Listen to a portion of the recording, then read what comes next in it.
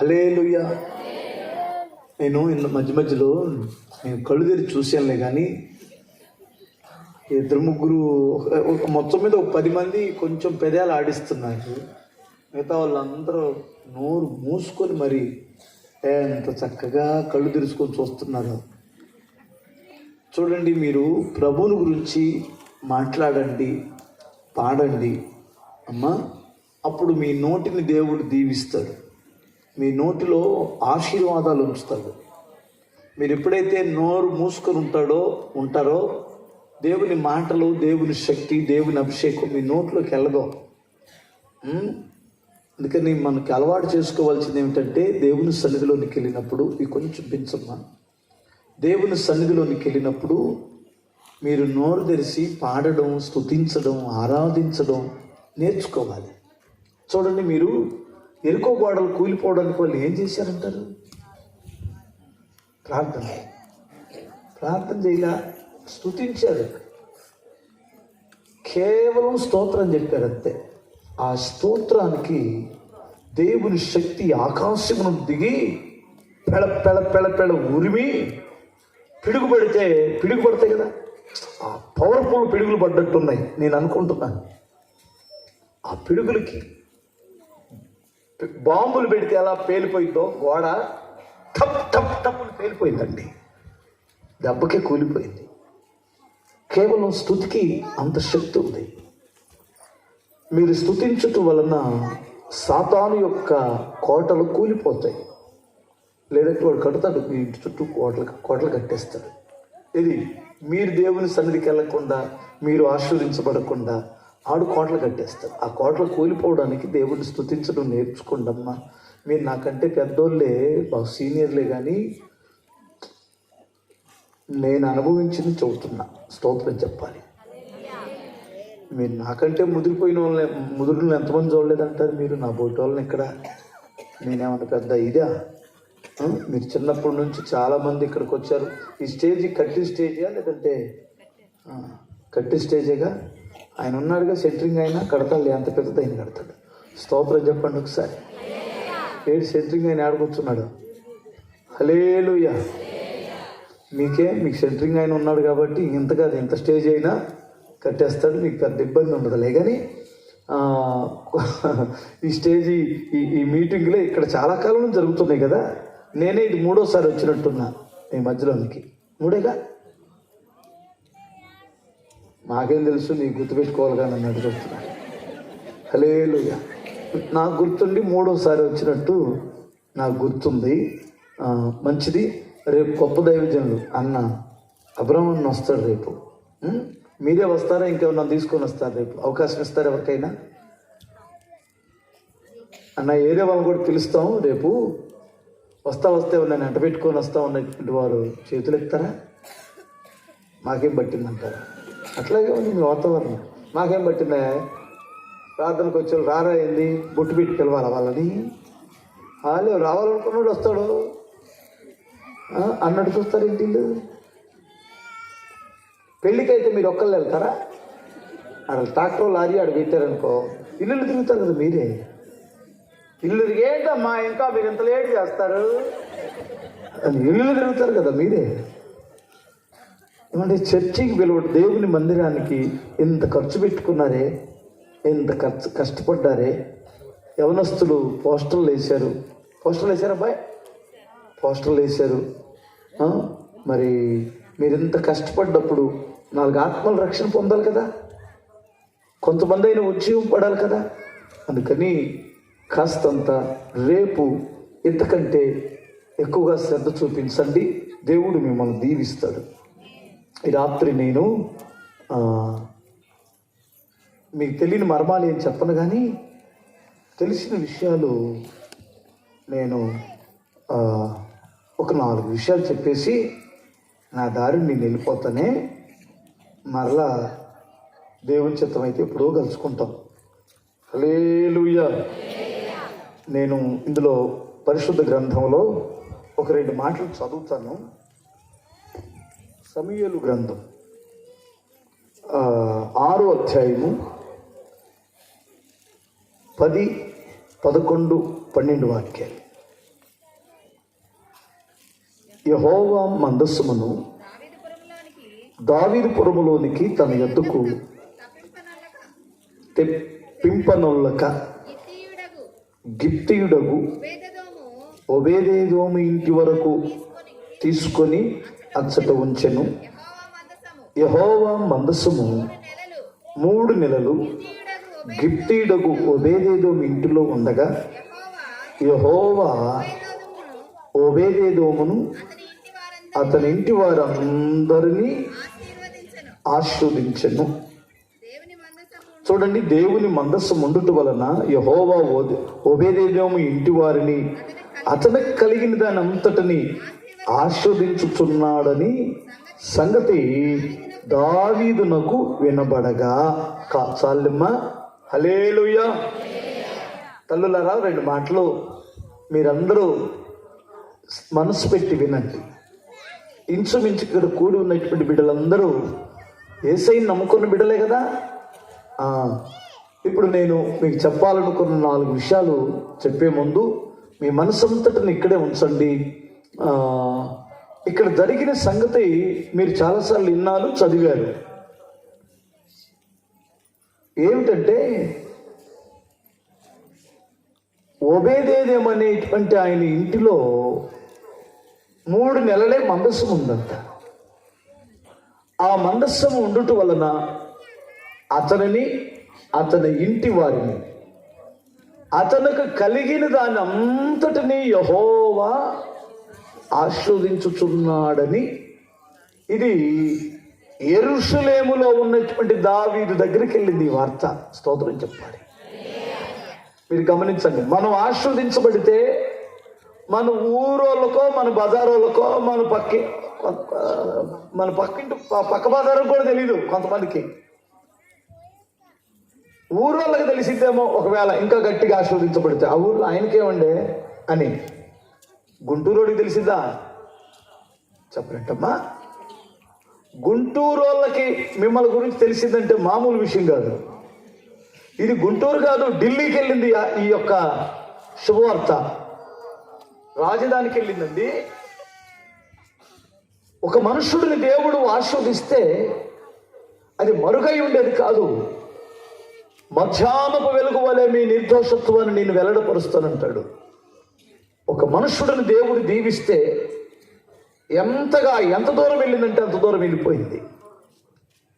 దేవుడు చాలా శక్తి గలవాడు, గొప్ప మహోన్నతుడైన ప్రభు. ఆయన ప్రతి మనిషిని కూడా దీవిస్తాడు. ఆయనకి పక్షపాతం ఏమీ లేదు. కానీ ఇదే మందస్సం కొంతమంది జీవితాలలో ఉంది, కానీ వారికి చాలా నష్టాలు తెచ్చిపెట్టింది. మీకు అర్థం కాలేదా? ఇదే మందస్సం ఏలీ కుమారులు తన భుజాన్ని మోసుకొని వెళ్ళారు యుద్ధంలోనికి. అపజయం వచ్చింది, చచ్చారు కూడా. అక్కడే పడి చచ్చారు. ఈ వార్తని వాళ్ళ నాన్న కూడా తెచ్చాడు. ఇదే మందస్సం ఫిలిస్తీన్లు కూడా గుడారాల్లో పెట్టుకుంటే వాళ్ళకి రాగూడెం దగ్గర రావాల్సిన గడ్డలు వచ్చినాయి, రాలేదా? చచ్చారు బిడ్డలు. వాళ్ళ గుళ్ళో పెడితే గుడి ముందు బోర్లు పడ్డాయట ఆ విగ్రహాలన్నీ దీని ముందు. అంటే కొంతమంది దగ్గర ఇది నష్టానికి కారణమైంది, కొన్ని ఇళ్లలో ఇది ఆశీర్వాదమునకు కారణమైంది. దీనికి ముందు ఇంకా చూస్తే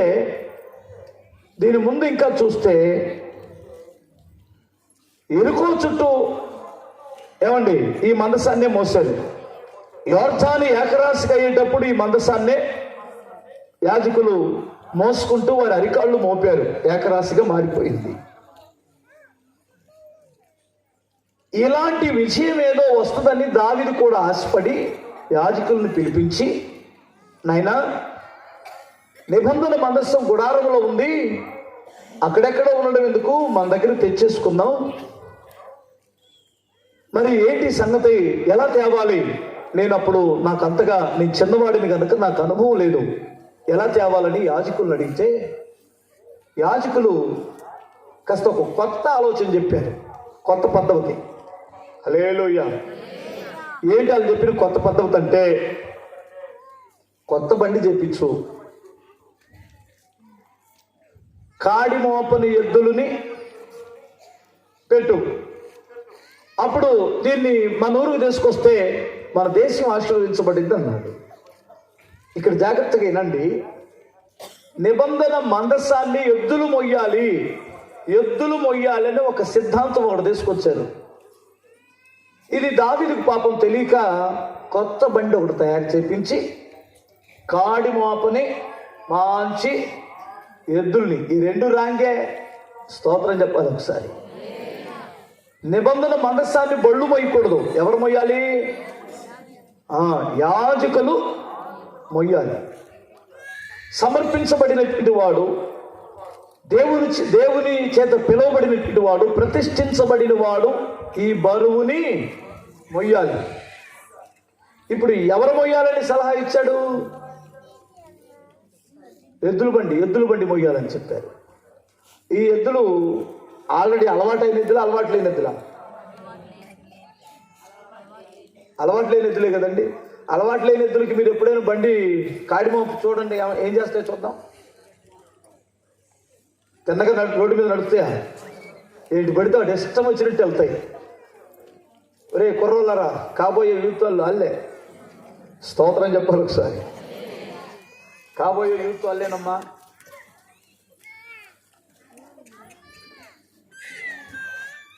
ఇప్పుడు ఆ నిబంధన మందస్సాన్ని అవి మోస్తూ కొంత దూరం వెళ్ళిన తర్వాత ఒక కళ్ళం దగ్గరికి వెళ్ళిన తర్వాత తిండి దొరికింది. వాటికి తిండికి వెళ్ళి చూడగానే చూపు మారింది కదా, చూపు కనపడగానే అటు కాస్త లాగింది, కాలు జారింది. ఇక్కడ ఒక సెకండ్ ఆగుదాం, ఒక నిమిషం ఆగుదాం. ఎందుకు ఆగుదాం అంటే, ఎవడైనా ఒకడు సేవ చేయాలనుకున్నప్పుడు కాడి మోపబడనటువంటి ఎద్దుల్లాగా ఉండకూడదు.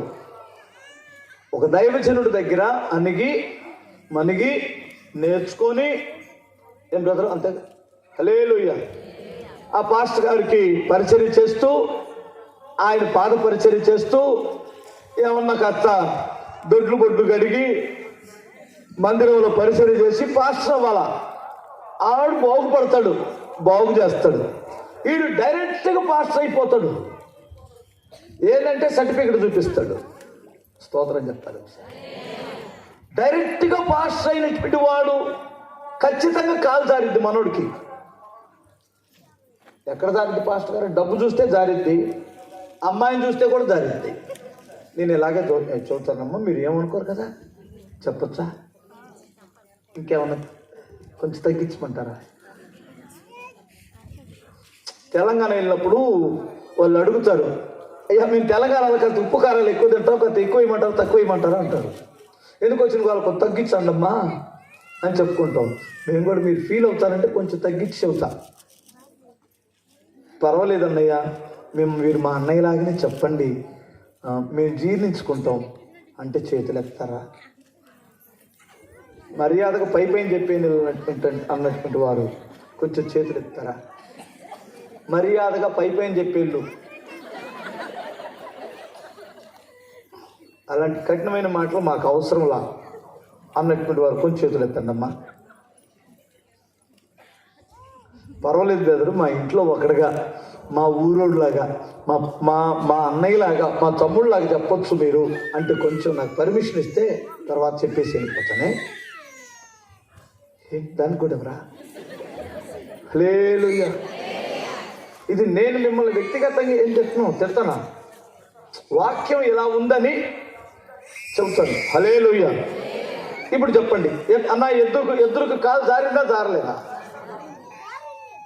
జారిందా? ఇది ఎందుకని జారింది అంటారు? తిండి చూసింది అది. మనోడికి డబ్బు చూడగానే జారిద్ది, ఒంటరిగా అమ్మాయిని చూడగానే జారిద్ది కాలుడికి. గమనించండి, ఇలాంటి వారు కూడా ఇప్పుడు సేవలోనే కొనసాగుతున్నారు. ఇప్పుడు కాలు జారింది, ఈ ఎద్దులకు జారిందని ఈ ఎద్దులకి హెల్పర్ ఒకడు ఉన్నాడు. ఉజ్జి అనేటువంటి వాడు, ఈ ఎద్దుల పక్షాన ఒకడు ఉంటాడు, చేయి చాపేవాడు. పడకుండా కాపాడుతాను, దేవుడిని కాపాడుతాం. దేవుడు పడకుండా కాపాడడానికి ఒకడు ఉన్నాడు. సేవను నిలబెట్టవలసినటువంటిది ఉజ్జి లాంటి వారు కాదు, దేవుడు నిలబెట్టాలి. దేవునికి స్తోత్రం. ఆయన మనం నిలబెట్టకూడదు, మనల్ని ఆయన నిలబెట్టాలి. స్తోత్రం చెప్పగలరా? మీకు అర్థమవుతుంది అనుకుంటాను. మేము లేకపోతే ఈ సంఘం నిలబడిందా? మేమే నిలబెట్టాము సంఘాన్ని.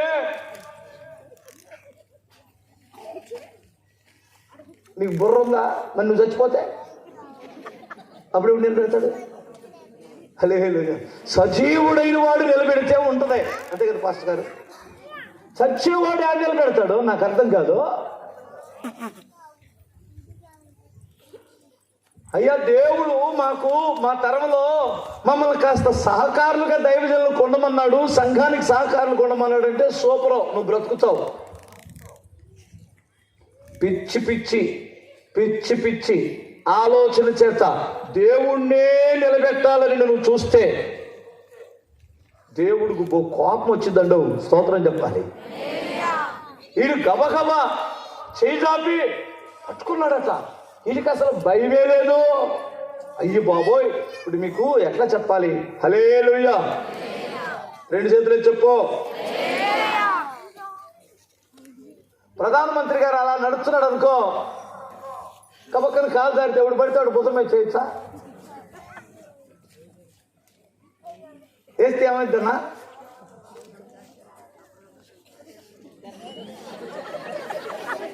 వాళ్ళు నల్ల కళ్ళజోళ్ళు పెట్టుకొని ఏదో బ్యాగ్ సూట్ కేసులు పట్టుకొని ఎలా నడుస్తున్నారు చూసారా? మీరు గమనించారా? ప్రధానమంత్రి గారు అంటే మనం వెళ్ళి ప్రధానమంత్రి గారికి హెల్ప్ చేద్దామని కానీ చేయి పట్టామో పడిపోయే ఉంటావాడ. నిన్నెవడరా?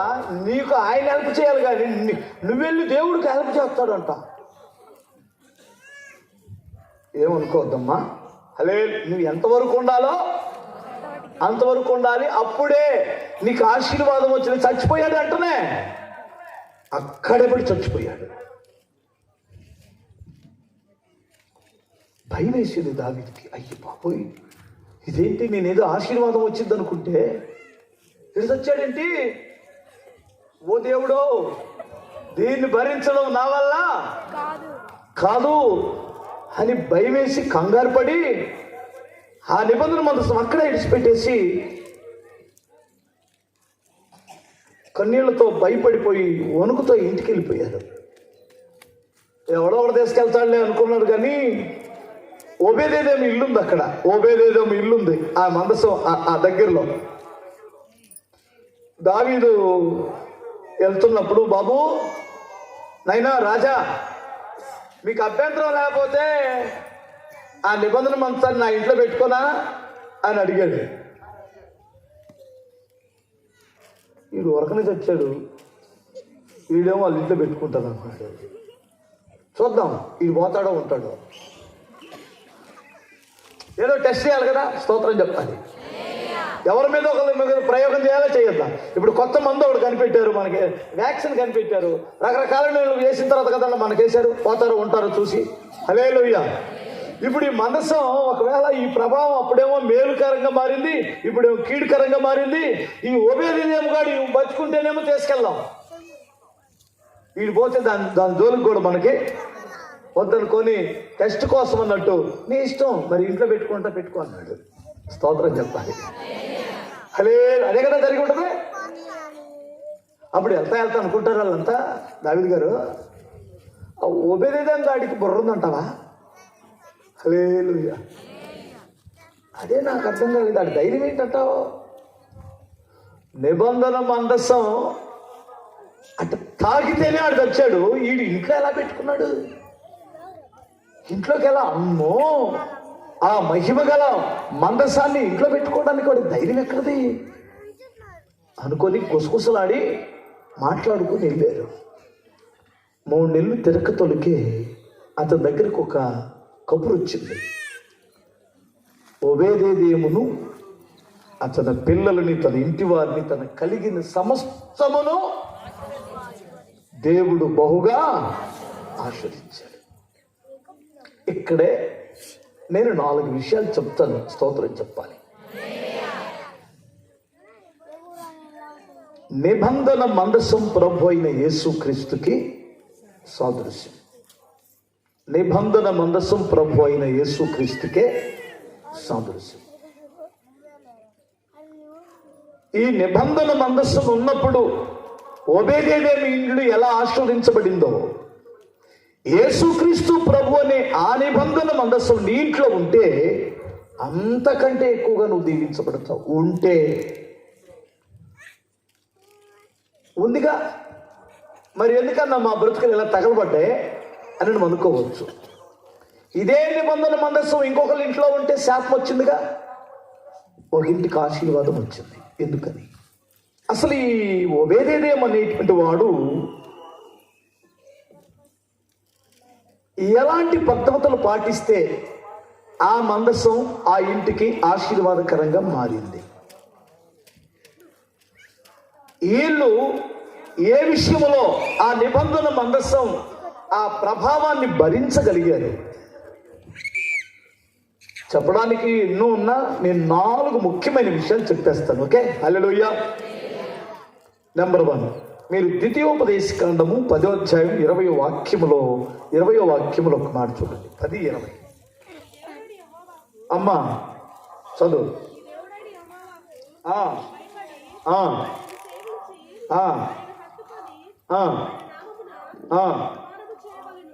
ఎవరికి భయపడాలంటాడు? ఇప్పుడు వీళ్ళు ఎవరికి భయపడుతున్నారు? ఓబేదేదేం ఎవరికి భయపడుతున్నాడు? స్తోత్రం చెప్పాలి. వీరిని ఏమి వెళ్తుంది? ఆ ఇంట్లో దేవుని భయం వెళ్తుంది. స్తోత్రం చెప్పాలి. ప్రియులరా, దేవునికి భయపడేటువంటి వారిని దేవుడు ఆశీర్వదిస్తాడంటాడు. దేవుడు ఎక్కడున్నాడు? ఓబేదేదేం ఇంట్లో ఉన్నాడు. ఇప్పుడు వీళ్ళు ఎవరికి భయపడుతున్నారు? ఇప్పుడు మీకు కూడా ఆశీర్వదించబడాలని ఉంది కదా, దేవుడు నన్ను దీవించాలి అని ఎంతమంది కోరుకుంటున్నారు? ఒకసారి చేతులు ఎత్తారా? అడుగడుగు ఆయన ఎవరో తైలం అమ్ముతున్నాడంటే వెళ్ళరాదండి, ఆశీర్వాదాలు వస్తాయంట.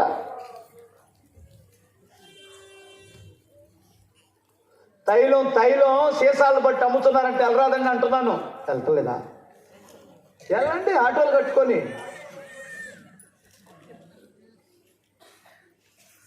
తైలం డబ్బాలు తెచ్చుకోండి అమ్మా. అది ఇక్కడది కాదంట. అదేంటి ఒలివ నూనె. ఏంటి బాబు కొంతమంది నా వైపు ఊరు నుంచి చూస్తున్నారేంటి? మీరు దేవుడు మీకు అర్థం కానప్పుడు మీరు పిచ్చి విశ్వాసాలు ఉంచుతారు. దేవుడు మీ ఇంట్లో ఉన్నాడనే సంగతి నీకు తెలుసా? ఎంతమంది నమ్ముతారు దేవుడు నా ఇంట్లో ఉన్నాడని? మరి దేవుడు దీవిని ఎందుకు రావట్లేదు తెలుసా? నువ్వు దేవునికి భయపడట్లేదు. ఫస్ట్ గుర్తుపెట్టుకో, నువ్వు దేవునికి భయపడితే, దేవుడు అక్కడ ఉన్నాడనే సంగతి తెలిస్తే నీ ఇంట్లో బూతులు మాట్లాడతావా? సీరియల్ ఆడ పెట్టుకొని అని అనడం ఒక ఆమె, ఇంకొక ఆమె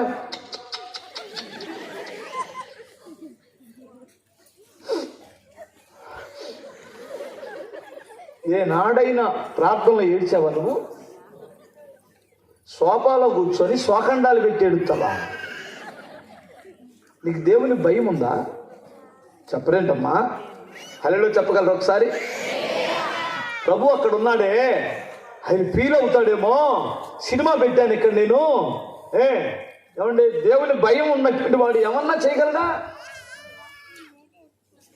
మీరు ఏం లేదండి, దేవుడు సర్వశక్తి గల దేవుడు అండి. సర్వలోకములో ఉన్న ప్రజలందరూ ఇప్పుడు యేసు ప్రభు వెంట పడుతున్నారు. నీకు తెలుసో తెలియట్లేదో? ప్రపంచములో ఉన్న ప్రజలు యేసు ప్రభు వెంట ఇచ్చేస్తుంది. ప్రపంచం. హల్లెలూయా. మీరు చాలా మందికి అర్థం కావట్లేదు. భారతదేశంలో యేసు ప్రభువుని నమ్ముకున్నారు ఆ పేటర్ గారు. ఆయన నమ్ముకోకపోతే ఇంకెవరు నమ్ముకుంటాడు? స్వస్థపరిచేది ఆయనే కదా. చెడిపోయిన బ్రతుకులు బాగు చేసేవాడు ఆయనే కదా. నిత్య జీవానికి నడిపించేవాడు ఆయనే కదా. పరిశుద్ధుడు ఆయనే కదా. ఆయన వెంటబడక ఎవడంట పడుతుందో లోకం. ఇంత గొప్ప దేవుడు నీ ఇంట్లో ఉంటే ఏనాడైనా నువ్వు ఆయనకి ఎక్కువ భయపడి ప్రాధాన్యత ఇచ్చావా? మీరు ఇలాంటి మాటలు చెబుతున్నప్పుడు మీకు కొంచెం బాధకరంగా ఉండొచ్చు. హల్లెలూయా. నీకు దేవుని భయం ఉందా? నీకు దేవుని భయంతోనే బ్రతుకుతున్నావా? ఎందుకు దేవుని ఆశీర్వాదం లేదు? నువ్వు అనుకుంటున్నావు కొబ్బరి నూనె ఆశీర్వాదం ఉంది. ఆ అంజూరపు కాయలు ఒక ఆయన అమ్ముతున్నాడు. అంజూరపు కాయలు మార్కెట్లో చాలా దొరుకుతాయమ్మా. హల్లెలూయా. నువ్వు అంజూరపు కాయల్లో ఆశీర్వాదం వెతుకుతున్నావు, కొబ్బరి నూనెలో ఆశీర్వాదం వెతుకుతున్నావు, ఇంకా కర్చీపుల్లో ఆశీర్వాదం వెతుకుతున్నావు. యేసయ్యలో ఎతికావా?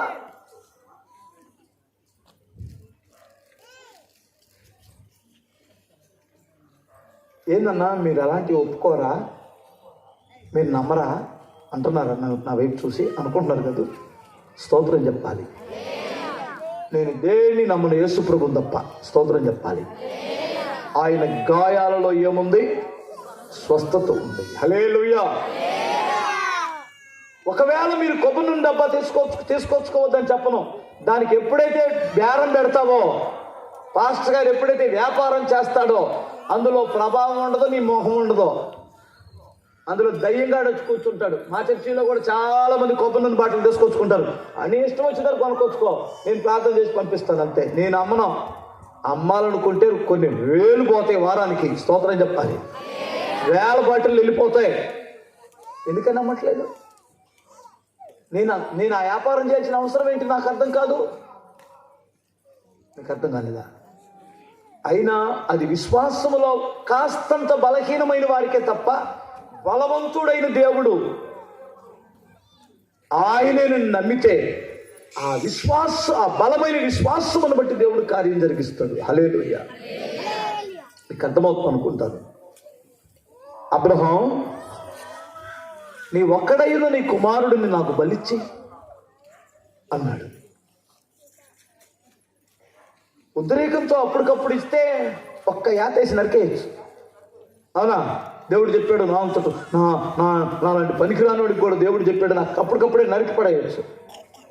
ఎప్పుడు ప్రభు ఆ బలి ఇవ్వాలంటే 3 రోజులు నడువు అన్నాడు. 3 రోజులు కొడుకుని తీసుకుని నడవాల్సి వస్తుంది. ఆ భక్తి అది ఆ ఉద్రేకం ఏమైతే దేవుడు మాట్లాడాడనేది తగ్గిపోయింది కదా. తగ్గిపోయింది. 1 రోజు తగ్గిపోయింది, 2 రోజు, 3వ రోజు తగ్గిపోయింది. అసలు లెక్క అయితే మరి పైపించి పిల్లోడు చక్కటి మాటలు మాట్లాడుతున్నాడు. నానా, బలి అన్నావు, బలిస్తానన్నావు, మరి నిప్పు ఉంది, కట్టెలు ఉన్నాయి, తాడు ఉంది, కత్తి ఉంది, అన్నీ ఉన్నాయి, మరి బలికి ఒరిపెళ్ళేది అన్నాడు. నాయనా, దేవుడే చూసుకుంటాడురా అని చెప్తున్నాడు. ఆ తండ్రి లేక పుట్టాడండి, ఒక చిన్న చిగురు. హల్లెలూయా. 99 సంవత్సరాల తర్వాత పుట్టాడండి ఆ మహానుభావుడికి. ఇంత ముద్దులు కొడుకుని ఎవడైనా చంపుతాడా? కోస్తాడా గొంతు? అది ఎంత కష్టమో మీకు తెలుసా? ప్రాణాన్ని చంపుకొని దేవుడు తప్ప నాకు ఒక ఆధారం లేదు. ఆయన లేకపోతే నాకు బిడ్డ ఎక్కడి నుంచి వస్తాడు? అసలు నేను ఎక్కడి నుంచి ఉన్నాను? ఆయన చిత్తం. ఆయన అలాంటి పనికిరానిటువంటి వాడికి ఎంత మంచి కొడుకునిచ్చి, ఈ పనికిరాని వాడి కడుపులో పుట్టిన ఈ కొడుకుని దేవుడు అడిగితే నేను ఇవ్వడానికి నాకే అనుకుని మౌర్య పర్వతం మీదకి వెళ్ళండి, బలిపీఠం కట్టి కొడుకుని బలి అర్పించడానికి చెయ్యి అలా ఎత్తాడు. కత్తెత్తాడు. హల్లెలూయా. దేవుడు అంటాడు, అబ్రహాం, ఆ పిల్లవాడి మీద చెయ్యి వెయ్యొద్దు. ఇందును బట్టి నువ్వు దేవునికి భయపడువాడు అని నేను కొట్టు చప్పట్లు ఒకసారి.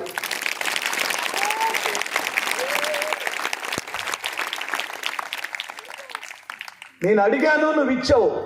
ఇందును బట్టి నువ్వు దేవునికి భయపడువాడు అని నేను ఎరుగుతున్నాను.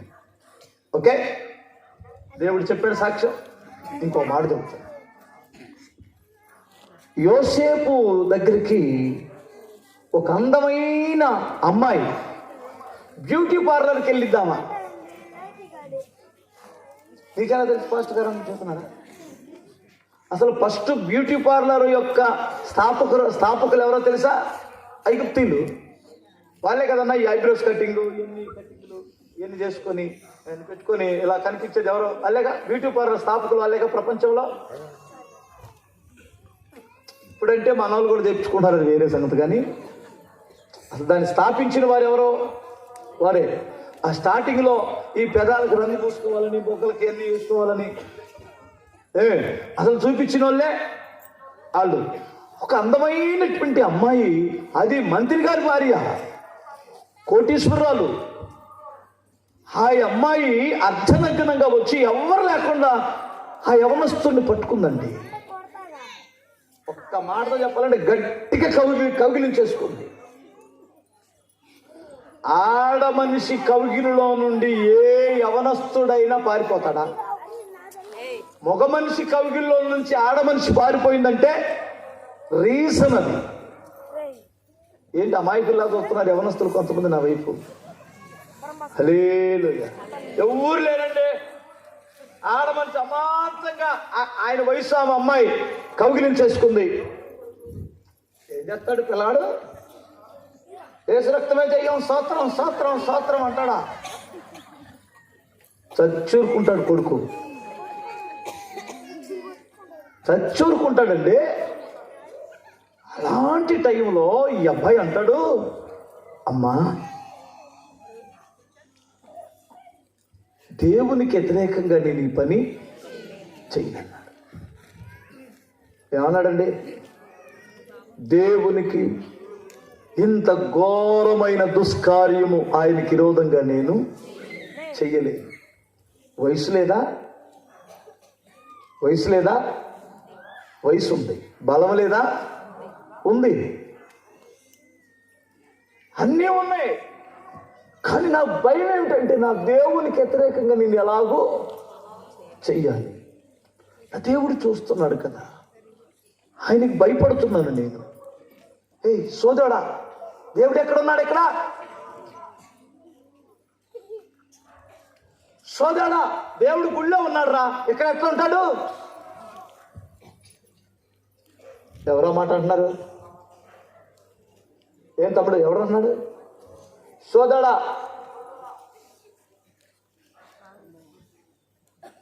దేవుడు చర్చిలో ఉంటాడు రా. ఏడెందుకుంటాడు అంటుంది అమ్మాయి దగ్గర. అంటదే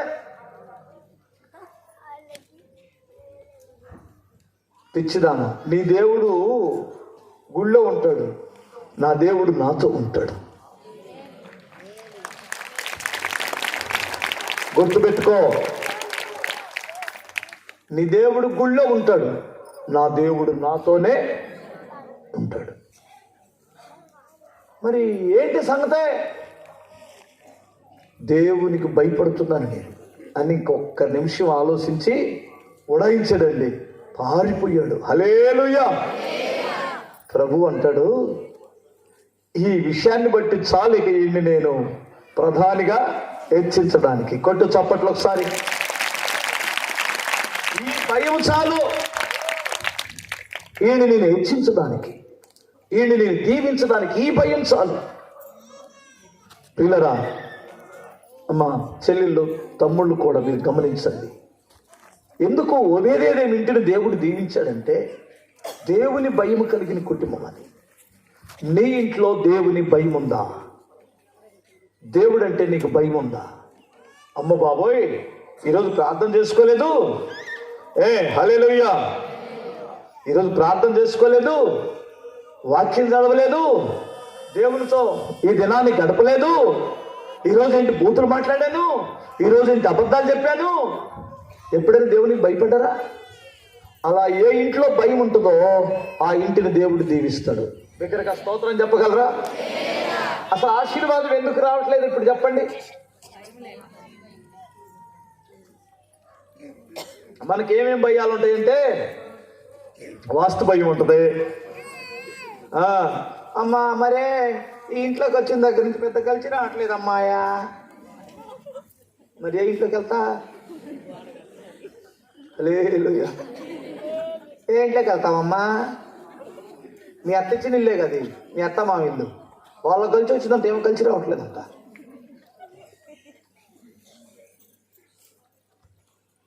అమ్మాయో మరే పొద్దున్నే పిల్లి ఎదురొచ్చిందే, మరి ఏం జరిగిద్దో?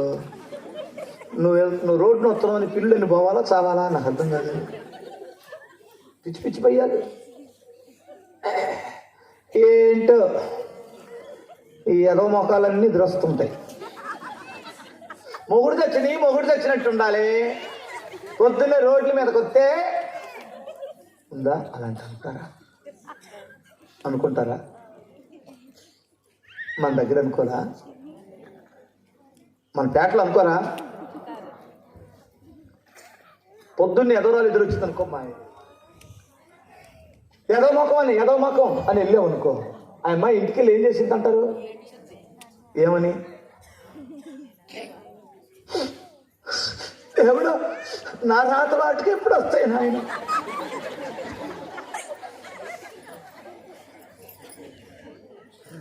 ఇక నువ్వు కూడా అదే బతుకుతావు. అందుకని ఎదవరాళ్ళని ఏడిపించకండి, స్తోత్రం చెప్పాలి. ఎదవరా రోజుకు ఒక ఎదురు రండి, నాకు ఏమైతే చూస్తా, స్తోత్రం చెప్పాలి. ఆ భయం వద్దు నీకు. ఏ భయం కావాలి? దేవుని భయం కావాలి. దేవుని భయం ఉన్న కుటుంబం ఇది ఫస్ట్. 2, ఆ ఇల్లు ఆస్వాదించడానికి దేవుడు రెండో విషయం ఏంటంటే వారు దేవుణ్ణి ప్రేమించేవారు. ఎవరిని ప్రేమించేవారు? ఇప్పుడు బుజ్జిగాడు ఎందుకు చచ్చాడు? వాడు దేవుణ్ణి ప్రేమించడు, అందుకే చచ్చాడు. ఒక రియల్గా అది కాదు, అంతకు మించి నాకు ఇంకే ఏ ఒక్క ఆన్సర్ కూడా దొరకలేదు. హల్లెలూయా. దేవుడు మనందరినీ ప్రేమిస్తాడు. మనము దేవుణ్ణి ప్రేమించాలి. హల్లెలూయా. దేవుణ్ణి ప్రేమిస్తే ఏమొస్తుంది? రోమీయులకు రాసిన పత్రిక 8వ అధ్యాయం 28వ వాక్యం. 8:28 చూడు తల్లి.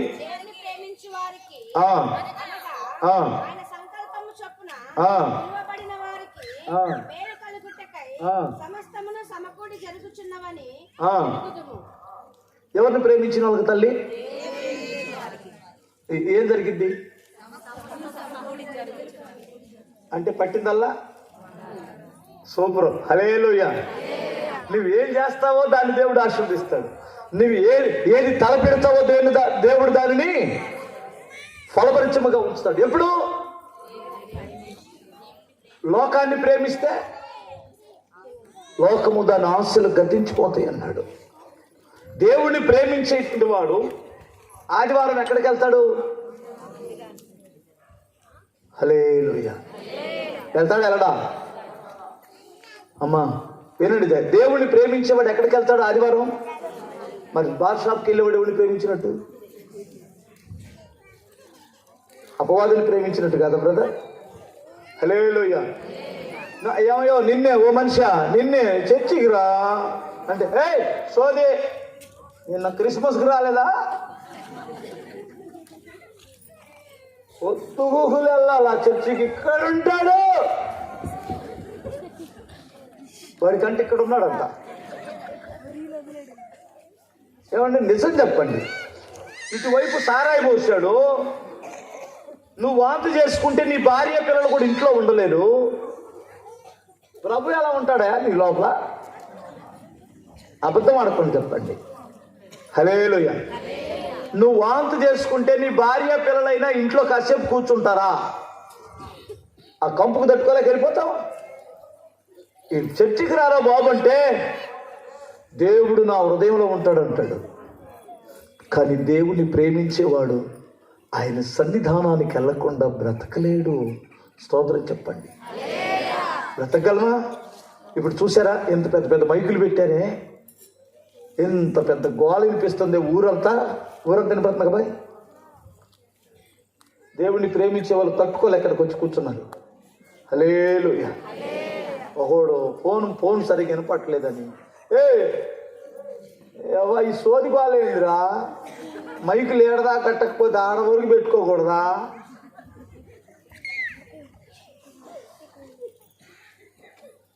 ఇలాంటి వాళ్ళు ఉంటారంటారా? భార్యాభర్తలు ఇద్దరు వాదన పెట్టుకుంటుంటారు. ఇప్పుడు వాళ్ళ మాటలు మధ్య మధ్యలో మన మాటలు పడుతున్నాయి కదా, వాళ్ళిద్దరు తగది ఏం మాట్లాడింది ఏం అర్థం కాదు, ఏమేమి ఏందే అంటే వాడికి ఇప్పుడు కోపం రగులుతుంది మైకులకి. అంతలా ఇబ్బంది పడి తగాద పెట్టుకునే బదులు ఇద్దరు కలిసి రావచ్చు గడికే. హల్లెలూయా. రావచ్చా రాకూడదా? రాడు, అటు రాడు. రారా బాబు అంటే ఎవడి మీద ఒక్కొక్క మీద వంగ చెబుతాడు. ఆడికి వెళ్ళాలి అందరూ మంచిగా నా తెలియదు వాళ్ళ బతుకులు. వాడు పిచ్చోడా, నాకు అర్థం కాదు. మా బతుకులు బాగు చేసుకోవడానికి కదా మనం చర్చికి వస్తున్నాం. హల్లెలూయా. సరే, ఈ మార్గం కాకుండా ఇంకేమన్నా నువ్వు బాగుపడే మార్గం ఏమన్నా ఉందో మాకు చెప్పరాదు? మా బ్రతుకులు బాగు చేసుకోవడానికే కదండి ఇక్కడికి వస్తున్నాం. ఇప్పుడు నేను చెప్పేది ఆ మాటలే కదా. హల్లెలూయా. ఒక మాట కాకపోయినా ఒక మాట అయినా నీ గుండెల్లోనికి వెళ్ళినప్పుడు నువ్వు బాగుపడతావు కదా. నువ్వు దేవుణ్ణి ప్రేమిస్తే దేవుడు సమస్తమును సమకూడి జరిగిస్తే, నన్ను ప్రేమించు వారిని నేను ఆస్తికర్తలనుగా చేస్తానంటాడు. హల్లెలూయా. ఎందుకు ఒబేదేదేమో ఇంటిని దేవుడు ఆస్వాదించాడు మీకు అర్థమవుతుందా? మీరు ఎవరిని ప్రేమిస్తారు? ప్రభువా, నువ్వు లేకుండా నేను బ్రతకలేను నాయన అని చెప్పగలవా?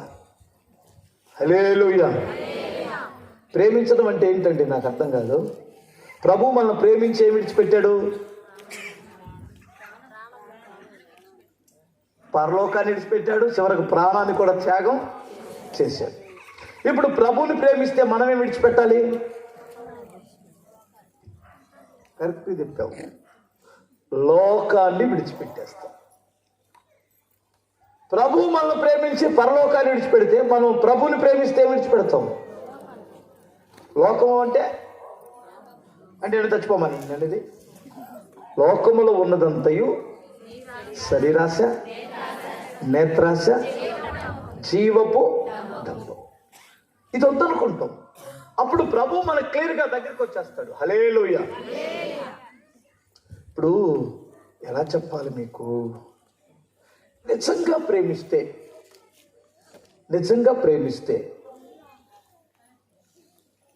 ఈ మధ్యకాలంలో కామానికి ప్రేమని పేరు పెట్టారుగా. వాంఛకి ఏం పేరు పెట్టారు? వాంఛది ప్రేమ కాదు, కోరిక. దానికి ఏం పేరు తగిలించారు? ప్రేమ. కోరికకి ఏం పెట్టారు? ప్రేమ.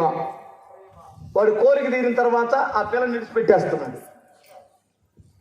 ఆ పిచ్చి పిల్ల ఏమనుకుంటుంది? ఏంటి ఒక రకంగా చూస్తున్నారు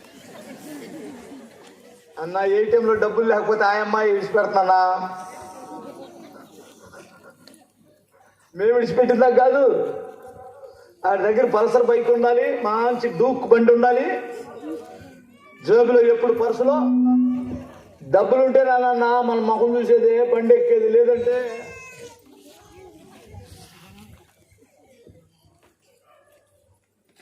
ఒకరికి మించిన ఒకరు దొంగలు, ఒకరికి మించిన దొంగలు ఇంకొకరు. కొంతమంది ఆడపిల్లల దొంగలైతే కొంతమంది మగపిల్లల దొంగలు. వీరు ప్రేమ పేరుతో అమ్మ నాన్న విడిచిపెడుతున్నారు. కులాన్ని, పరువు, మర్యాద సమస్తం విడిచిపెట్టేసి వెళ్ళిపోతున్నారు కదా. అంటే దానికి సరే మన భాషలో చెప్పుకుందాం. ప్రేమ అందం, ప్రేమ అని అందం. ప్రేమ అనేటువంటిది వీడు అన్నీ విడిచిపెట్టి వెళ్తున్నాడు కదా. నువ్వు క్రీస్తు కొరకు దేవుణ్ణి ప్రేమిస్తే, క్రీస్తుని ప్రేమిస్తే నువ్వే విడిచిపెట్టేవంటానని స్తోత్రం చెప్పాలి. నువ్వు దేవుని కొరకు ఏదైనా విడిచిపెడితే దేవుడు అంటాడు నూరంతలు ఇస్తాడట. హల్లెలూయా. దేవుడు ఏమిస్తాడు చెప్పండి? నూరంతలు. నువ్వేం విడిచిపెట్టావు? నన్ను ప్రేమించు వారిని ఆస్తికర్తలుగా చేస్తానంటాడు. ప్రభు ఆ యొక్క ఒబేదేదేమి ఇంట్లో దేవునికి నచ్చింది ఏమిటంటే ఫస్ట్ దేవుని భయం ఆ ఇంట్లో ఉంది. 2, దేవుణ్ణి ప్రేమించడం ఉంది. 3, కీర్తన గ్రంథం 84:11 ఒక మాట చూడనా.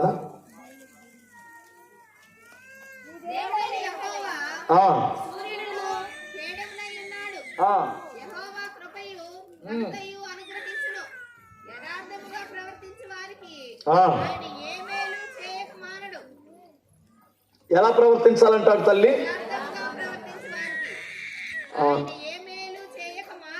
అబ్బా హల్లెలూయా. ఇంట్లో ఏముందంటాడు? యథార్థత ఉంది. స్తోత్రం. మన జీవితంలో, మన కుటుంబంలో, మనం చేస్తున్న ప్రతి కార్యక్రమంలో, మన మాటలో దేవుడు ఏం చూస్తున్నాడు? యథార్థవంతులుగా ఉండడం చూస్తున్నాడట. హల్లెలూయా. నిబంధన మందస్సం వస్తే ఆ ఇల్లు ఎందుకు ఆశీర్వదించబడింది? యేసుక్రీస్తు కంటే ప్రభావం కలిగిందా నిబంధన మందస్సం? కాదు, యేసుక్రీస్తే నిబంధన మందస్సం. ఇప్పుడు ప్రభు మన ఇంట్లో ఉన్నప్పుడు మనం ఎలా నడుచుకోవాలి? యథార్థంగా నడుచుకోవాలి. హల్లెలూయా. ఇప్పుడు ఒక్క మాట మనం ఆలోచిద్దామమ్మా. తమ్ముడు, చెల్లి అందరు వినాలి. దేవుడు నన్ను దీవించాలి అనుకుంటున్నానన్నా, నేను ఆయన దగ్గర ఆశీర్వాదం కొరకు ఎదురు చూస్తున్నానంటే వారు ఒకసారి హల్లెలూయా చెప్పండి.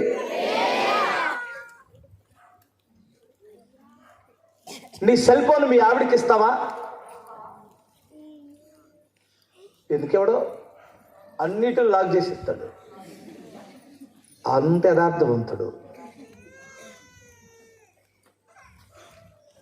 నువ్వు నిజంగా యథార్థంగా ప్రవర్తిస్తే నీకు సీక్రెట్ లాక్స్ ఎందుకు అంటున్నాను నేను? నీ భార్య దగ్గర, వేరే వాళ్ళ దగ్గర కాదు.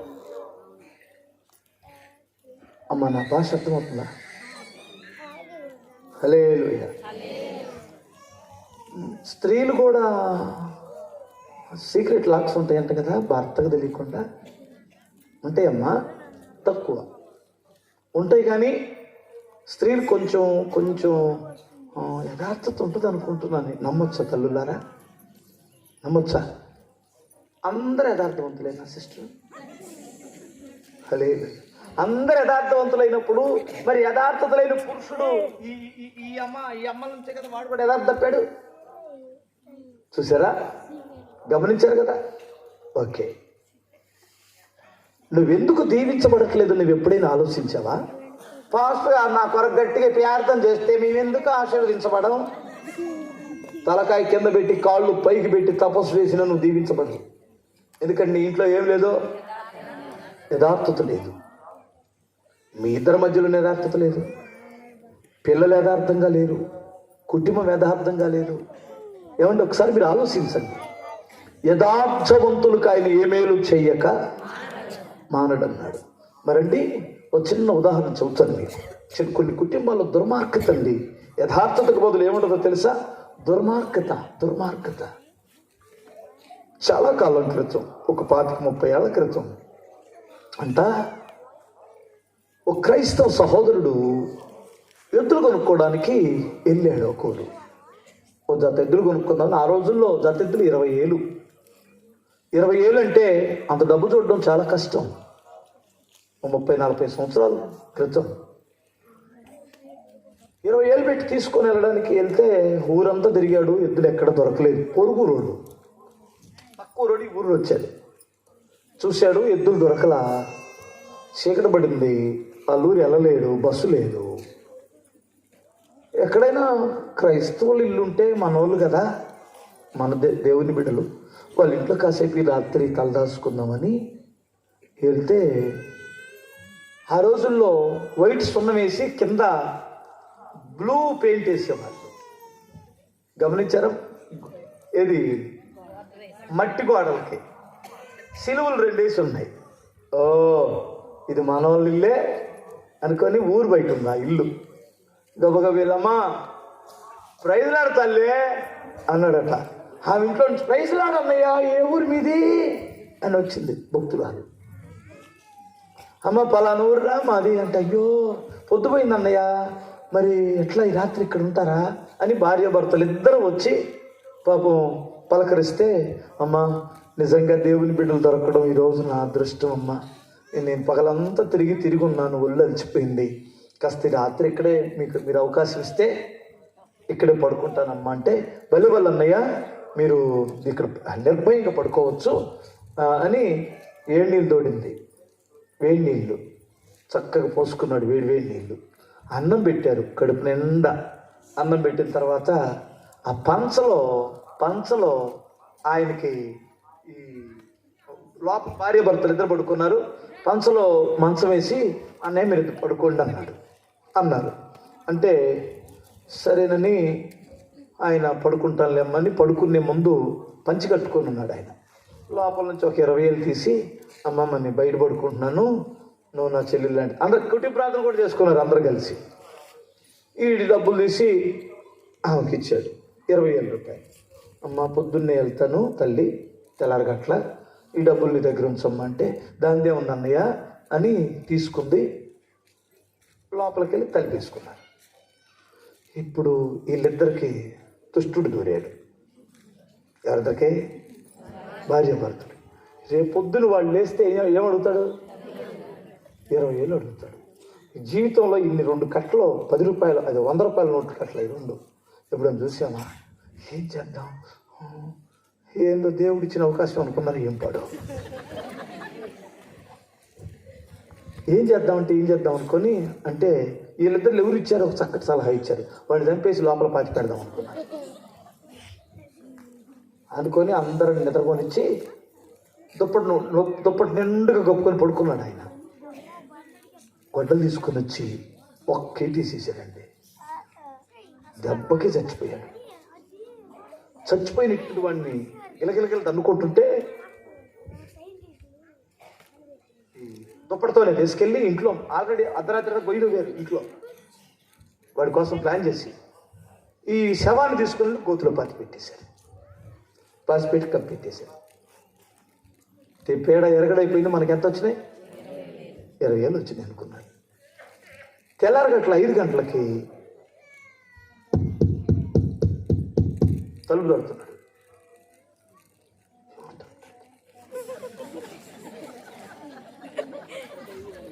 అని కాస్త టెన్షన్ ఉంటుంది కదా, తలుపు తీశారు. ఏనే అమ్మ ప్రైజ్లాడు తల్లి, మీకు 2 వందనాలమ్మ, రాత్రి మంచి ఫుడ్ పెట్టారు, నాకు నీళ్ళు తోడారు, భలే కమ్మగరగర పట్టిన తల్లి, నా డబ్బులు ఇస్తే పొద్దున్న వెళ్తానమ్మా అన్నాడు.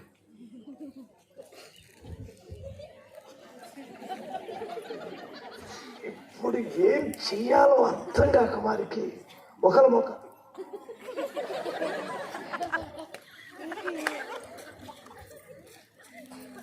వలయ బుద్ధ డబ్బులు అడిగి కాళ్ళల్లో నుంచి వస్తుంది వణుకుడు. బొందలో ఉండేవాడు మీకు అర్థం కాదా? బొందలో ఉండేవాడు డబ్బులు అడిగేదేవాడు. టెన్షన్ పడి గడగడ వణుక్కుంటూ ఆ 20,000 రూపాయలు ఇచ్చి నువ్వు ముందు పోరా, బొంద తోడుకొని చూసుకుంటాం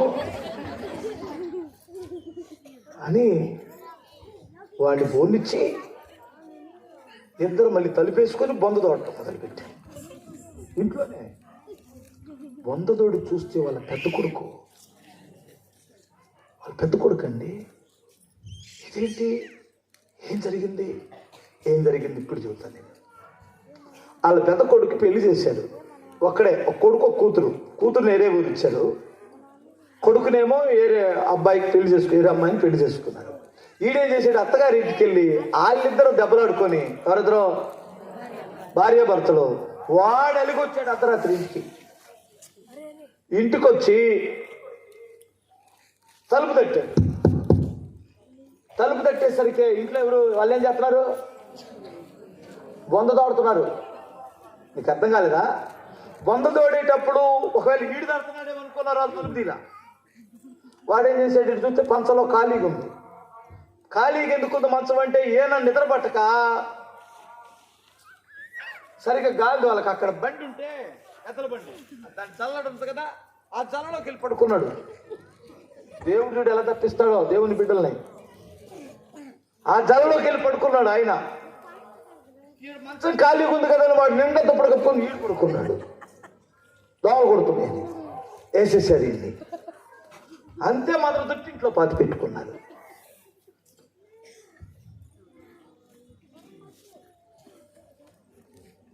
యథార్థత ఇంట్లో లేకపోతే నీ కొంపకే శిక్ష వస్తుంది. ఎవరికో కాదు, నీ కొంపకే వస్తుంది. నీ భార్యను మోసం చేసి భార్యను మోసం చేసి ఏరే దాంతో సంబంధం పెట్టుకొని తిరుగుతున్నావు. మళ్ళీ ఇక్కడికి వచ్చి యెహోవా నా బలమా యథార్థమైనది నీ మార్గం. మరి నీ మార్గం, దేవుడు మార్గం యథార్థతేరా, మరి నీ మార్గం, నీ మార్గం యథార్థతేనా? ఏమ్మా మీరు చెప్పరే తల్లులారా? నువ్వు యథార్థవంతురాలువేనా? నువ్వు కూడా పడతావంటగా వచ్చి యెహోవా మా బలమా తిప్పుతున్నావు ఇక్కడికి వచ్చి. ఎవరిని అంటున్నావో అర్థం కావట్లేదా? నా ఇష్టం వచ్చిన నేను అనుకుంటున్నాను. స్తోత్రం చెప్పాలి ఒకసారి. ఎవడో వస్తాడు బయటకు, దొంగలు పడు భుజాలు, అదేంటి గుమ్మడికాయలు దొంగ ఎవడంటే ఎవడు మూసాడు వాడి భుజాలే వస్తాయి, మిగతా వాడి భుజాలు ఎందుకు వస్తాయి? దేవుడు నిలువున తాట తీసేస్తాడు. నువ్వు యథార్థంగా ఉన్నప్పుడు దేవుడు ఎన్ని ఆశీర్వాదములైనా దేవుడు ఇస్తాడు. దగ్గరగా స్తోత్రం చెప్పు. మోసపోకుడి, దేవుడు ఎక్కిరింపబడడు. నువ్వెవరినో మోసం చేయాలనుకుంటున్నావు? నువ్వే మోసపోతున్నావు. ఎవరినో మోసం చేయలేవు. నేను తీసుకొచ్చింది ఆశీర్వాదాలే, కానీ ఎవరి కొరకు? దేవునికి భయపడే వారి కొరకు. 2, దేవుణ్ణి ప్రేమించే వారికి. 3, 4 ఒక్క మాట చెప్పి ముగించైనా స్తోత్రం చెప్పగలరా? ఆ ఇంటి వారందరూ పరిశుద్ధత కలిగి బ్రతుకుతున్నారట. కొట్టు చప్పట్లో. ఎవరమ్మా? ఎవరు వాళ్ళు? ఓబేదేదోము ఇంటి వారి ఎవరో పరిశుద్ధులు. హల్లెలూయా. పరిశుద్ధులండి. ఎందుకంటే అతి పరిశుద్ధ స్థలంలో ఉండే నిబంధన మందస్సం అది. అక్కడికి వెళ్ళేటువంటి ప్రధాన యాజకుడు పరిశుద్ధత కలిగి మాత్రమే లోపలకు ప్రవేశించాలి. ఇక్కడ ఓబేదేదోము తన భార్య, తన కుమారులు, తన కోడళ్ళు, మనవళ్ళు, మనవరాళ్ళు ఉన్నారు. ఆ ఇంటిని ఓబేదేదోము ఏం నేర్పించాడు తెలుసా? పరిశుద్ధత కలిగి బ్రతకడం నేర్పించాడు. స్తోత్రం చెప్పాలి. పరిశుద్ధత లేకుండా మనుషుడు ఎవడో దేవుణ్ణి చూడలేదు. పరిశుద్ధత అంటే ఏంటి పాస్టర్ గారు? ఏంటి ఒక రకం చూస్తున్నాను నా వైపు. పరిశుద్ధత అంటే ఏంటి పాస్టర్ గారు? మరి నా పెళ్ళి అయింది, 2 పిల్లలు పుట్టారు, మరి నేను పరిశుద్ధురాలు నేను ఏనా చెప్పనా? హల్లెలూయా. ఏనండి జాగ్రత్తగా. హల్లెలూయా. అహరోనుకి పెళ్ళైందా? మీ ఊరు అహరోను కాదు, ప్రధాన యాజకుడైన అహరోనుకి పెళ్ళయిందా? అయిందా? అతను అతి పరిశుద్ధ స్థలంలోనికి వెళ్ళలేదా? వెళ్ళాడా? వాళ్ళ అబ్బాయిలు, వాళ్ళ మనవడు పెళ్ళిళ్ళు కాలేదా? అయిందా? అవలేదా? ఎవడరా వాడు?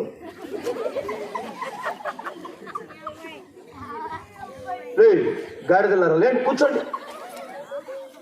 అమ్మో వీళ్ళు ఇప్పుడే ఎట్లున్నారు, పెద్ద అయితే ఎట్లుంటుందో. హల్లెలూయా. 2 చేతులు చెప్పగలరా? వివాహ సంబంధమైన బంధానికి పరిశుద్ధతకి సంబంధం లేదమ్మా. దేవుడు పరిశుద్ధపరిచిన దానిని ఏ మనుషుడు అపవిత్రంగా ఎంచకూడదు. హల్లెలూయా. మనోళ్ళకి వచ్చిన వెంటనే ఆలోచన వచ్చిందంటే నా పెళ్ళైందిగా ఇడుగుడి పాపినే ఇడుగుడి పాపినే. ఎవడన్నాడు? నీ పతివర్త అంటే ఎవరన్నా? పతివర్త అంటే ఎవరు? ఒకే భర్తతో కాపురం చేసిన తల్లిని ఏమంటారు?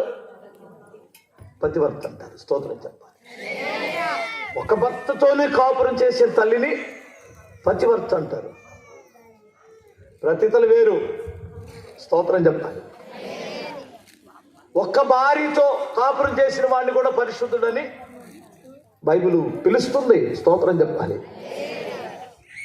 నువ్వు అపవిత్రతగా కలిగి ఉండకుండా ఉండాలంటే నీ చూపుని కాపాడుకోవాలి, నీ ఆలోచనను కాపాడుకోవాలి. భక్తుడు ఏమంటాడంటే, దేవా నా నోటి మాటలు నా హృదయ ధ్యానము నీకు అంగీకారం అవ్వాలి. స్తోత్రం చెప్పాలి. ఏం మాట్లాడుతున్నావు? పరిశుద్ధులను నిందిస్తూ నువ్వు ఎలా పరిశుద్ధురాలు అవుతావు, పరిశుద్ధులు అవుతావు? ఏమండి, నీ నోరు అపరిశుద్ధం, నీ ఆలోచనలు అపరిశుద్ధం. నీ తలంపులు నీ ఆలోచనలని ఖచ్చితంగా శుభ్రం చేసుకోవాల్సిందే. హల్లెలూయా. నీ శరీరాన్ని కూడా పవిత్రంగా ఉంచుకోవాలి. నీ ఆలోచనలు పవిత్రంగా ఉంచుకోవాలి. ఉండకూడదా? ఉంటాయా ఉండవా? ఉండాలి కదా, ఉంటాయి. దేవుడు ఉంచుతాడు. పరిశుద్ధాత్ముడు మనల్ని కాపాడుతాడు. హల్లెలూయా. మీకు ఎలా చెప్పాలి? నేను ఈ క్లారిటీ ఇవ్వకపోతే మీరు కన్ఫ్యూజ్ అవుతారు. హల్లెలూయా. ఎలా పరిశుద్ధులం అవుతాం? ఒక యవనస్తులకు ఒక మాట చెబుతా. ఏనండి నాన్న, పాపలో నా కూతురు లాంటి వాళ్ళు ఉంటారు యవనస్తులు. ఇక్కడ యవనస్తులు అందరూ ఒకసారి అల్లుడు చెప్పండి. అరే బాబు యవనస్తులు తమ్ముళ్ళు చెప్పండి నాన్న. అరే పెళ్లి కాని కొడుకులందరూ చెప్పండి రా బాబు. హల్లెలూయా. ప్రతి మనిషికి తలంపులు వస్తాయా రావా? మనిషి అయితే తలంపులు వస్తాయి. ఓకే, ఇంకా మీకు ఒక మాట చెబుతాను. ఇప్పుడు నేను ఇలా వెళ్తున్నాను, కాకులు గద్దలు పిచ్చుకలు నా తల మీద నుంచి వెళ్తాయా వెళ్ళవా? వెళ్ళకుండా నేను కాపాడగలనా? ఇంకొకటి ఎవడైనా కాపాడగలడా? కాపాడలేడు. ఇప్పుడు వెళ్తూ ఏం చేస్తాయంటే ఒక రెట్టేస్తాయి. రోజు వేస్తాయి, ఎప్పుడన్నా ఒకసారి వేస్తాయి. అటు ఇటు వెళ్తున్నాయి కాబట్టి ఒక రెట్ట వేస్తాయి. రెట్టేసిన వెంటనే స్పృహలో ఉన్నవాడు, స్పర్శలో ఉన్నవాడు ఏం చేస్తాడు? ఖచ్చితంగా తలస్నానం చేస్తాడు. పిచ్చోడు తల మీద వేస్తే చెప్పమ్మా తలస్నానం చేస్తాడా? ఆహా. స్పర్శలో తెలివైన వాడికి తల మీద వేస్తే వెంటనే వెళ్ళి కడిగేసుకుంటాడు. అంతేగాని తల మీద నుండి ఏ కాకి వెళ్లకుండా కండవ ఒకటి తీసుకొని సు అంటున్నాడు అనుకో, ఉన్నట్టుండి పిల్లోడికి ఏంటి ఎంత తిక్కలోడు అయిపోయాడు, ఎర్రగడ్డ హాస్పిటల్లో జాయిన్ తెచ్చుకోవాలా అనుకుంటారు. అనుకోరా? వాటిని ఆపడానికి ప్రయత్నం చేయొద్దు. అవి తల మీద వేసినప్పుడు కడుక్కోవడానికి లేటు చేయొద్దు. నా భాష అంతమందికి అర్థమైంది. తలంపులు రాకుండా ఆగవు. ఎక్కడ తలంపు వచ్చి అది క్రియ చేయక మునిపే దాన్ని కడిగి పడేయాల. స్తోత్రం చెప్పాలి. ఎంతమందికి అర్థమైంది? ఇప్పుడు సీనార్ వస్త్రం బంగారం చూశాడా? ఆఖాన్ గాడు చూసప్పా చాలా అప్పులు ఉన్నాయి, ఇది వేసుకెళ్తే బాగుండు అనుకోవడంలో తప్పులేదు. చెప్పించబడి దాన్ని తీసుకెళ్తే లేనిపోయిన దేవుడు నన్ను కణానికి చేర్చడని ఎల్లుంటే బ్రతికి బట్ట కట్టేవాడే. అక్కడ కాపేసాడండి, అక్కడ కాపేసాడు. వేసాడా కాపు? అందరు యుద్ధం చేస్తుంటే ఇటు చూపాడుంది.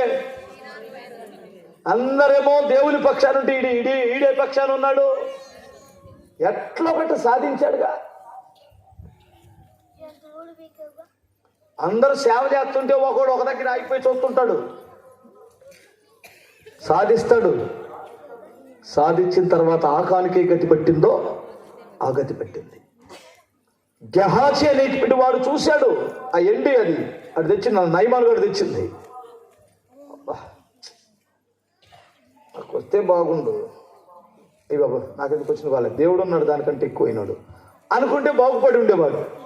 దీన్ని ఎలా కొట్టేయాలని ప్లాన్ చేసి పరుగులు తీసాడు, కుటుంబానికి శాపం తెచ్చుకున్నాడు. మీకు అర్థమవుతుంది అనుకుంటాను, స్తోత్రం చెప్పగలరా? సంసోను వెళ్తూ ఆ అమ్మాయి కంట్లో పడింది, ఫిలిష్తీయుల అమ్మాయి. ఏముంది ఈ అమ్మాయి అనుకున్నాడు. చూశాడు కదా, అనుకోవడంలో సహజం. ఎంత చక్కగా ఉంది ఈ పిల్ల, నాకు భార్య అయితే బాగుండు, చ అనిల్ అమ్మాయి నాకెందుకులే, దేవుడు మంచి బిడ్డనిస్తాడు.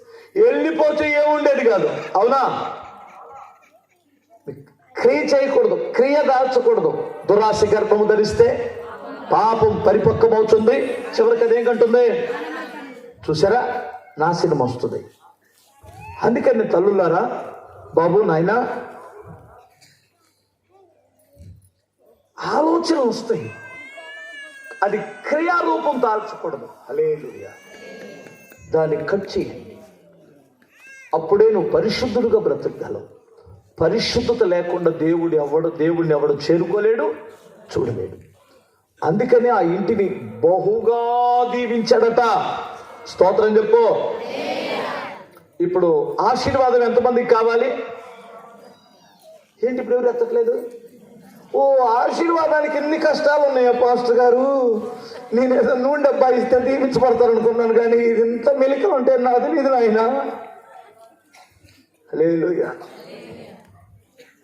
మెలకలుగా ఉన్నట్టు చాలా కష్టంగా ఉంది కదా, కదా? కష్టంగా లేదా? హల్లెలూయా. అమ్మ ఒక్క మాట ఏనండి తల్లులారా, అంత అన్నం వండుకొని కొంచెం వెల్లిపాయ కారం వేసుకొని తింటే ఎంత టైం పట్టింది? బిర్యానీ తినాలంటే ఎంత టైం పట్టింది? చెప్పండమ్మా. బిర్యానీ మన ఇంట్లో తినాలంటే ఎంత టైం పట్టింది అంటున్నాను నేను. ఎల్లిపాయలు తేవాలి, అల్లం తేవాలి, మరి ఇంకేదో పేస్ట్ చేసుకోవాలి, ఏదో ఎసులు పెట్టుకోవాలి, మరి ఇక కోళ్ళు తెచ్చుకోవాలి, అట్లా వండ చెయ్యాలి. ఓ పెద్ద చాకిరి అంట కదా. ఏ తేలికమ్మా అన్నం వండుకొని తినడానికి? ఎల్లిపాయ కారం చాలా తేలిక. ఇంకా అసలు అందరికి వచ్చిన కూర కూడా చెప్పనా, కోడిగుడ్డు. అందరికి వచ్చిన కూర కోడిగుడ్డు అండి. అందులో కొంచెం అంటారు, పోయిగానే కూర వచ్చేసింది వెంటనే. ఇంకా తేలికైన పని చెప్పనా, కొంచెం అన్నం కంచంలో వేసుకొని నీళ్ళు పోసుకొని కొంచెం ఉప్పు వేసుకొని ఒక మిరపకాయ కొరుక్కుంటే ఇంకా తేలికైన పని. అది కూడా అన్నమే, ఇది అన్నమే. దీని ప్రాసెస్ వేరు, దాని ప్రాసెస్ వేరు. అందుకని ఆశీర్వాదం అనేటువంటిది నీకు రావడానికి నేను ఇప్పుడు 4 విషయాలు చెప్పాను. ఏం చెప్పాను? దేవుని భయం ఉండాలి. 2, దేవుడిని నువ్వు ప్రేమించాలి, అప్పుడు లోకాన్ని విడిచిపెట్టేస్తావు. 3, యథార్థంగా ప్రవర్తించాలి. 4, పరిశుద్ధత కలిగి బ్రతకాలి. అప్పుడు యేసుక్రీస్తు అనే మహానుభావుడు ఓబేదేదేమి ఇంటి కంటే నిన్ను ఎక్కువగా దీవిస్తాడు, ఖచ్చితంగా దీవిస్తాడు. క్షేమము నీకు కలుగుతుంది, సమాధానము నీకు కలుగుతుంది, శాంతి నీ ఇంట్లో కలుగుతుంది. అర్థమవుతుందా? ఎన్ని ఆశీర్వాదాలే. ఆరోగ్యం వస్తుంది, దీర్ఘాయుష్యం వస్తుంది, నీ పొలం, నీ ఇల్లులో ఉన్న ఇంటిలో ఉన్న ప్రతిదీ దేవుడు దీవిస్తాడు. ఎప్పుడు? దేవుని భయం, దేవుని ప్రేమ, ఇంకా యథార్థత, పరిశుద్ధత. ఇలాగూ దేవుడు మిమ్మల్ని అందరినీ సిద్ధపరుచునుగాక. హల్లెలూయా. ఇంకొకసారి చెప్తారా? ఎక్కువ సమయం చెప్పానా? ఎక్కువైందంటారా టైం? ఓకే. అర్థమైందంటారా? మీరు ఒకరికొకరు చెప్పుకోవడానికి కూడా 4 మాటలు బాగానే ఉన్నాయి కదా. లోపలికి వెళ్ళినాయా, చెవుల్లో ఉన్నాయా? చెవుల్లో ఉన్నవాడు ఎవడు బాగుపడ్డావు. చెవుల్లో నుంచి హృదయంలోకి వస్తే బాగుపడతాం. స్తోత్రం చెప్పాలి. చెవుల్లో ఇక్కడ ఉన్నటువంటి వాడు జ్ఞాని అవుతాడు. ఇక్కడ ఉన్నటువంటి వాడు జ్ఞాని అవుతాడు. ఇక్కడ ఉన్నటువంటి వాడు క్రీస్తు అవుతాడు. మీకు అర్థమవుతుందా? ఇక్కడ ఉన్నటువంటి వాడు ఏమవుతాడు అంటే సొలొమోను అవుతాడు. ఇక్కడ ఉన్నటువంటి వాడు ఎవడవుతాడు? క్రీస్తు అవుతాడు. హల్లెలూయా. అంటే క్రీస్తు వలె మారుతాడు. సొలొమోను ఏమయ్యాడు? చివరికే వ్యర్థుడయ్యాడు. యేసుక్రీస్తు ఏమయ్యాడు? అన్ని నామముల కంటే ఆయన నామం పైనామంగా మార్చబడి తండ్రి కుడిపార్శ్వమున కూర్చున్నాడండి. అందుకని వాక్యం చాలా మంది ఇక్కడే పెట్టుకుంటారు. ఇక్కడ పెట్టుకొని నీకు ఈ వాక్యం తెలుసా, ఈ సబ్జెక్టు తెలుసా? నువ్వు సొలొమోను దగ్గరికి వెళ్ళి నువ్వు పిచ్చోడు అయిపోతావు. హల్లెలూయా అన్న మీకు అర్థమవుతుందా? ఇక్కడ ఉన్నటువంటి వాడు ఏమవుతాడు? జ్ఞాని. అందరినీ ఇరగదీసేస్తాడు, పోటీలు పెడతాడు, పోటీలు పెట్టిస్తాడు. ఆ వాక్యం ఏడుంది? ఈ సబ్జెక్ట్ ఏంటి మాట్లాడుతున్నావు అంటాడు వీడు. ఎక్కడుంది వాడికి? సొలొమోను. నువ్వు సొలొమోనుగా ఉండాల్సింది. నువ్వు ఇక్కడ కానీ జారితే క్రీస్తు వలే బ్రతుకుతాం, తండ్రి కుడి పార్శ్వమున కూర్చుంటాం. మీరు ఎక్కడికి వెళ్ళినా వాక్యం ఎక్కడ పెట్టుకోకండి, గుండెల్లోనికి రానివ్వండి. అప్పుడు మీరు దీవించబడతారు. ఈ మాటలు మీ ఇంటిలో ప్రభు ఫలింపచేయునుగాక. దయగలిగిన తండ్రి మీకు స్తోత్రం. ఈ వాక్యం దుష్టుడు ఎత్తుకొని పోకుండా కాపాడు నాయన. తండ్రి, ఈ వడ్లమూడి గ్రామాన్ని మీరు రక్షించండి ప్రభు. సంఘ పెద్దలను, సంఘ కాపరిని, బిడ్డలందరినీ కూడా దీవించండి. మరి ముఖ్యంగా రేపు నా వెనకొస్తున్న దైవజనుడు, నాకంటే గొప్ప దైవజనుడు తండ్రి అబ్రహామును మీరు దీవించి బలమైన సాధనంగా మీరు వాడుకొని దీవించమని, రేపు ఇంతకంటే మహిమకరంగా జరిగించి నీ సేవకులను వాడుకోమని యేసు నామమున అడుగుచున్నాను తండ్రి. ఆమేన్, ఆమేన్. అందరికీ వందనాలమ్మా.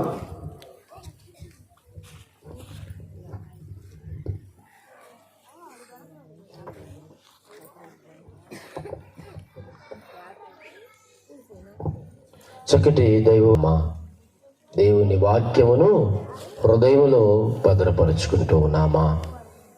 వాక్యము వినినటువంటి నీ జీవితము మార్చబడుతూ ఉన్నదా?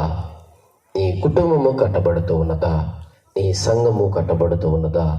నీవు దీవించబడుతూ ఉన్నావా? నీవు శపించబడుతూ ఉన్నావా? ఈ దినము నిన్ను నీవు పరిశీలన చేసుకోవలసిన వారమంటున్నా. మొదటి దినము, రెండవ దినము దేవునికి మహిమకరముగా, మనందరికీ ఆశీర్వాదకరముగా జరిగినదని నేను నమ్మి విశ్వసిస్తూ ఉన్నాను. దేవుడు మనందరినీ దీవించును గాక. ఆమేన్.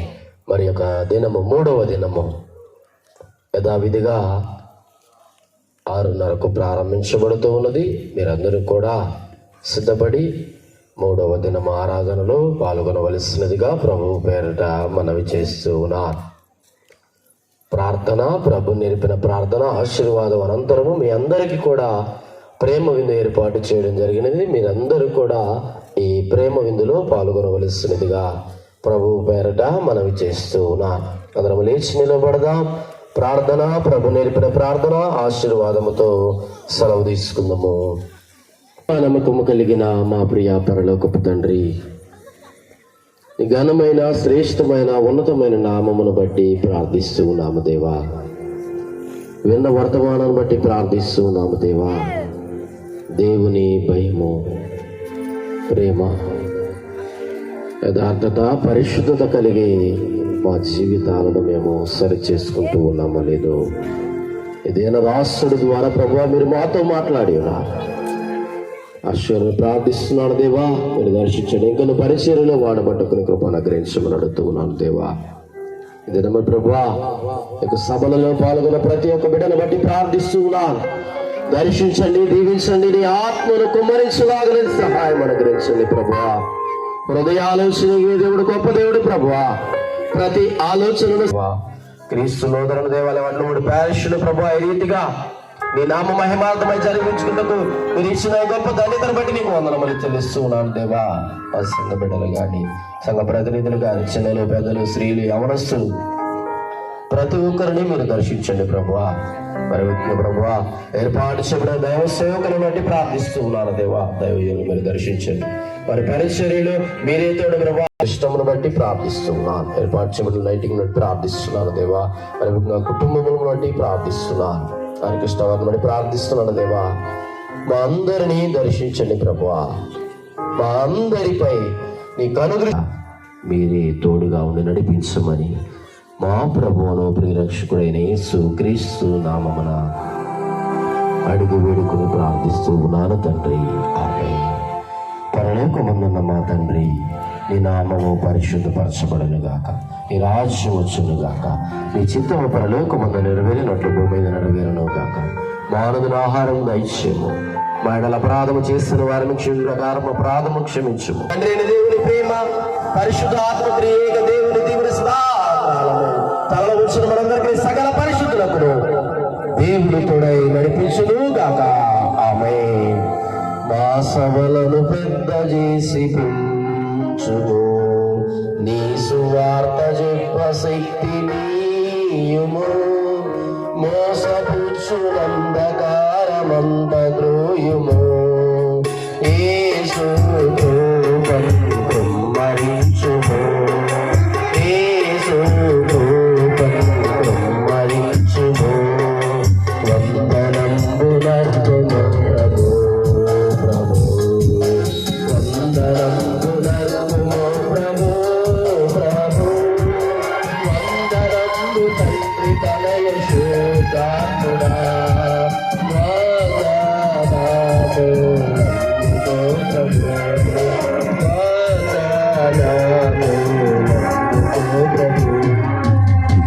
దయచేసి గమనించండి. భోజన పదార్థాల కొరకు మన మధ్య నుండి దైవ సేవకులు యేసు గారు ప్రార్థించవలసినదిగా ప్రభువు పేరట మనవి చేస్తున్నా. దాని ముందుగా మరి యొక్క ప్రకటన, యేసు క్రీస్తు సువార్త సభలు 2024 ఏప్రిల్ మాసములో 22, 23, 24 తారీఖులలో స్థలం జైపారి గారి స్థలం నందు వడ్లమూడి గ్రామము చేబురుల మండలంలో సాయంత్రం ప్రతిరోజు 6:30 యేసు క్రీస్తు సువార్త సభలు ఆహ్వానించేవారు యెరూషలేము సంఘస్థులు మరియు యవనస్తులు మన మధ్య నుండి దైవ సేవకులు బ్రదర్ యేసేపు గారు ఆహార పదార్థాల నిమిత్తము ప్రార్థించవలసినదిగా ప్రభువు పేరట. ప్రేమగల మా తండ్రి, నీకు వందనాలు స్తోత్రం చెల్లిస్తున్నాయని ప్రభు. అనుదిన ఆహారం మీరు ఇచ్చినందుకు నీకే స్తోత్రాలు. ఆహారాన్ని మీరు ఆశించిన వరకు 6 ఆరుకులు కలిగించేమని యేసు నామములో ప్రార్థించి బతికేరుకుంటున్నాం తండ్రి. ఆమేన్. మీరందరూ కూడా ఈ ప్రేమ విందులో పాల్గొనవలసినదిగా ప్రభువు పేరట మనవి చేస్తూ ఉన్నాము.